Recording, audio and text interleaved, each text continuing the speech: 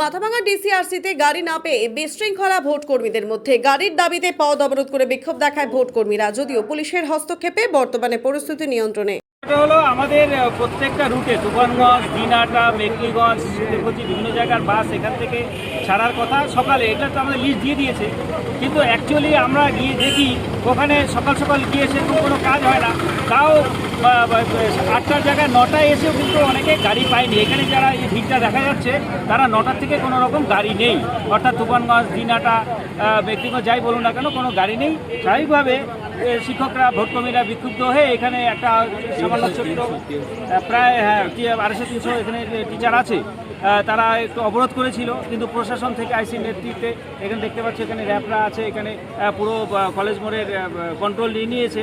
আর আমরা তো সেভাবে জঙ্গি আন্দোলন করছি না, আমরা সরকারি কাজেই যাচ্ছি, যে সরকারি কাজের জন্যই যাচ্ছি, কিন্তু সরকার থেকে সেরকম বাস বা উপযুক্ত যত সময় বাসের ব্যবস্থা নেই। এটাই হচ্ছে আমাদের বিক্ষোভ আর বিক্ষোভ। দেখা যাক, এখানে প্রশাসন থেকে আশ্বাস দিয়েছে যে ইতিমধ্যে তারা বাসের ব্যবস্থা করবে, কি হয় দেখা যাক। বাসের পাশাপাশি আরও কোনো সমস্যা কি আপনাদের রয়েছে এই মুহূর্তে?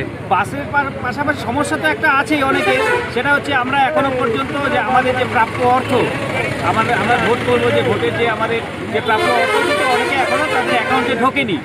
তবুও যেহেতু আমরা ট্রেনিং করেছি, আমরা ডিসিআরসিতে পৌঁছবো, ওখান থেকে সম্ভবত ক্যাশে টাকা দিয়ে দেবে। এবার টাকা না পেলে তো ভোট করবে না, এটা স্বাভাবিক। তবে আমার মনে হয় যে টাকা আমরা পেয়ে যাব, যাই আগে দেখি ডিসিআরসিতে। আমি যেমন টাকা পাইনি, এখন এরকম অনেক শিক্ষক আছে তারা এখনও অ্যাকাউন্টে টাকা ঢোকেনি। গাড়ি কখন আসবে, কি বিষয়, এরকম কিছু অনিশ্চয়তা। দাঁড়িয়ে আছি প্রায়, এখন কটা বাজে? 9:30টার মতো, 10:30 বাজে, গাড়ি নেই। দেখা যাক কখন গাড়ি দেয়। আপনার হয়রানি হচ্ছে আর কি। আপনার কোথায় ভোট কেন্দ্র পড়েছে? আমার পড়েছে কোচবিহার, তুফানগঞ্জ। আপনার নাম? আমার নাম বিক্রমজিৎ ভৌমিক, আমি ফার্স্ট পোলিং। গাড়ি করে দিবে, এখন যতক্ষণ পর্যন্ত গাড়ি না হয় আমাদের অপেক্ষা করা ছাড়া কিছুই নেই। আমরা সে 5টা থেকে বেরিয়েছি, গাড়ি পাইনি, যা গাড়ি পাইছি হলদিবাড়ি থেকে মাথাভাঙা অবধি চলে আসি আমরা সবাই। অনেকে ধূপগুড়ি থেকে মাথাভাঙা অবধি চলে আসে, যে যেটাতে গাড়ি পাইছে সে সেটাতে চলে আসছে। এটা রেসপন্সিবিলিটি আসার জন্য এটা করছে সবাই।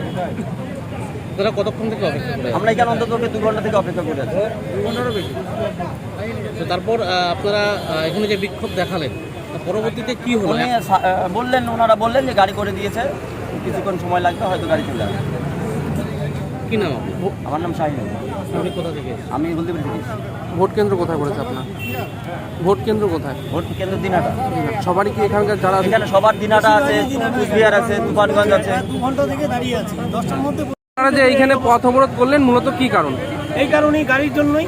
আচ্ছা, গাড়ির যে হয়রানি, এটা থেকে বের হওয়ার জন্যই আমরা এটা আমরা করেছি। যেখান থেকে পাচ্ছি গাড়ি করে মাথাভাঙা অবধি চলে আসি, চেষ্টা করছি আগে যাওয়ার। এখন কি সমস্যার সমাধান হলো? এখনো হয়নি, কিন্তু চেষ্টা হচ্ছে। আধিকারিক আসছিলেন, পুলিশ আধিকারিক, উনি বলেছেন কিছুক্ষণের মধ্যে গাড়ি পাঠিয়ে দেবেন। দেখি, ওয়েট করছি। আপনার ভোট কেন্দ্র কোথায়? দিনহাটা। কোথা থেকে এসেছেন?